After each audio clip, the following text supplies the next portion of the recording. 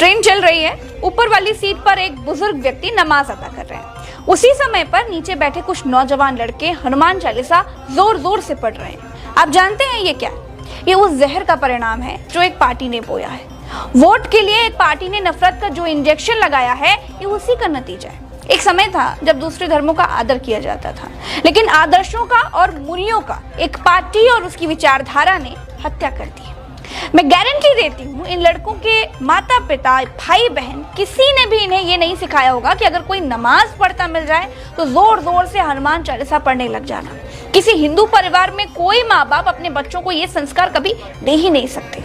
ये संस्कार देश की सबसे बड़ी संस्कारी पार्टी ने दिए हैं कि अगर कोई मुसलमान नमाज पढ़ता दिख जाए तो तुम हनुमान चालीसा पढ़ने लगना।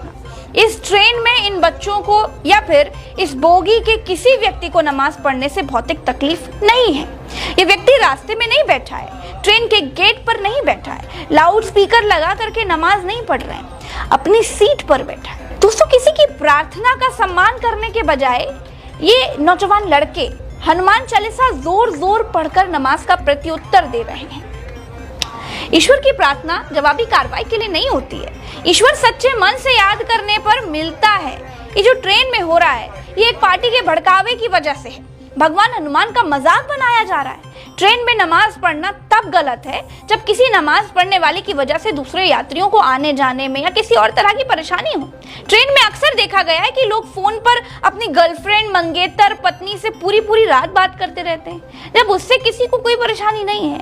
ट्रेन में भजन गाते हुए मांगने वाले आ जाते हैं, जब उनसे किसी को कोई तकलीफ नहीं है।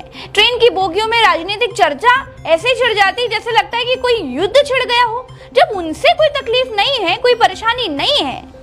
लेकिन एक बुजुर्ग के अपनी सीट पर नमाज पढ़ने से जवाब में हनुमान चालीसा से जवाब दिया जा रहा है। सोचिए, उससे तकलीफ है किस बात की? सिर्फ एक वीडियो नहीं है, इसको आप ऐसे देखिए, इसको कुछ इस तरह से सोचिए कि देश को किस रास्ते ढकेल दिया गया है, किस बदले की भावना की पटरी पर दौड़ा दिया गया है, जहां एक धर्म के लोग दूसरे धर्म के लोगों को जवाब देने में ही अपनी जीत समझने लगे। मुसलमानों की चूड़ी टाइट कर दी गई है, इसी में खुश हैं, इसी को बदलाव समझते हैं। मैं अपने देश के इस मुस्लिम नागरिक से आज क्षमा मांगना चाहती हूँ कि उसे मात्र चढ़ाने के लिए, उकसाने के लिए इस तरह की हरकत की गई। ऐसा मैं इसलिए कह रही हूँ दोस्तों, क्योंकि हमारे हिंदू धर्म में भगवान हनुमान को याद करने का कोई दिन, कोई समय नहीं निर्धारित है। मुस्लिम व्यक्ति अपने ईश्वर से, अपने अल्लाह से सुख शांति के लिए प्रार्थना कर रहा है। किसी की प्रार्थना को डिस्टर्ब करके किसी के भगवान खुश नहीं होते। हिंदू धर्म में ही भगवान इंद्र इसके उदाहरण हैं। जब जब कोई बड़ी तपस्या करता था तो इंद्र का सिंहासन डोलता था। इंद्र हमेशा भय के बीच राज करने वाला राजा के नाम पर दिखाए गए हैं, बताए गए हैं, क्योंकि उनको दूसरों की ताकत से हमेशा भय रहता था। आप हनुमान चालीसा चढ़ाने के लिए मत पढ़िए। दूसरों की नमाज से अगर आपका मानसिक संतुलन बिगड़ रहा है तो आप भी इंद्र की तरह स्थिर नहीं हो पाएंगे।